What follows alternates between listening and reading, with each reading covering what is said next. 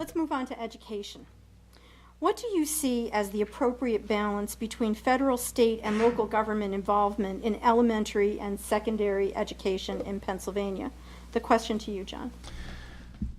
I think it is one of the most critical obligations of government to support the education of our children. I think that there are certainly, I mean, if we take a look at the state budget, for instance, we do know that that there's a substantial sum of funding, a third of the dollars that the Commonwealth raises from general funds dedicated to public education, K through 12, as well as to higher education. But the fact of the matter is, the state's share of public education has been eroded over time. It began to lift a little bit over the past decade, and we're still actually less than the national average in the commitment of state general fund resources to public education. We are at about 36%.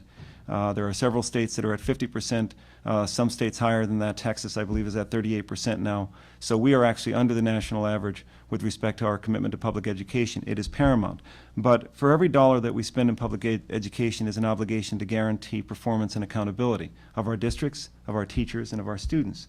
And I think that we've seen in the past couple of years, certainly within the past 8 years, that increases in state funding that have hopefully held some relief for local taxpayers on the upward pressure on property taxes. But the commitment of state funding has also been accompanied by a different set of performance expectations, and our performance in the Commonwealth has been stellar in the past couple of years in terms of student performance in math and in science. We've come up a long way over the past couple of years. It is the most important, to your question, the federal and the state and the local commitment to education is one of the most important, if not the most important, commitment we have to make with our tax dollars, because it has everything to do with the future of our children, everything to do with the career paths that they have an opportunity to plug into to support their families, and everything that we can do to remain competitive in this 21st century economy. Thank you. Frank? Get the federal government out of our schools. Too many unfunded mandates, too many issues that come down that the bureaucrats in Washington, how do they know what's best for your local school district? That's a state issue. The federal government was never envisioned to be that far-reaching into our children's education. The funding they provide, for the amount of regulation they provide, it doesn't coincide. We don't need the federal government to tell us what needs to go on. It needs to be based here with the state legislature, with panels that understand, with teachers, retired teachers, with professors. The federal government, I'm not happy with their current performance as a school director, as a board president. There were just too many questions and too many issues to comply with the federal regulations that we really had to hire additional people, adding cost, adding overhead, just to fill out the paperwork. And where that paperwork, I don't think that paperwork had any value. But they wanted strings attached, and they made the districts march to their tune because of the small amount of funding. So I would easily say that, you know what, take them out of our local districts. Now, funding, districts are funded inadequately under Pennsylvania's current system. Old Fort School District, much less than the Riverside, than the Abington Heights. So there's a lot of issues, but the federal government has been in there, and they haven't solved any of the issues. In fact, like I just said, they've created additional costs.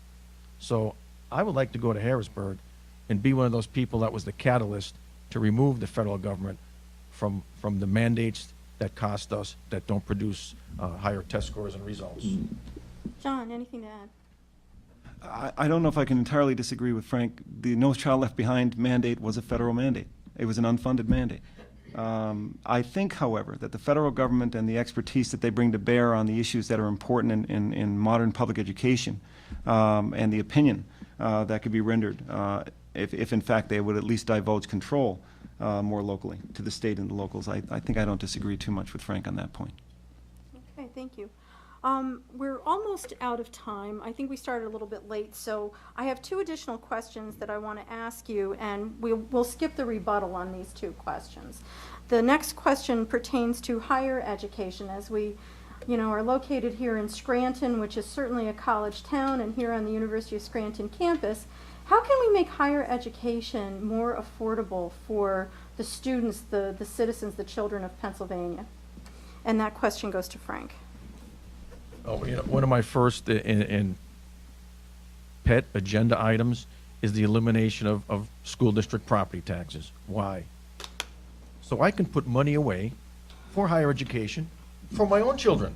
I don't need another government program. How about let me earn it, let me keep it, and let me spend it on my own children as I see fit? Now that's number one. Number two, not everyone has the same economic opportunity that I have or John has.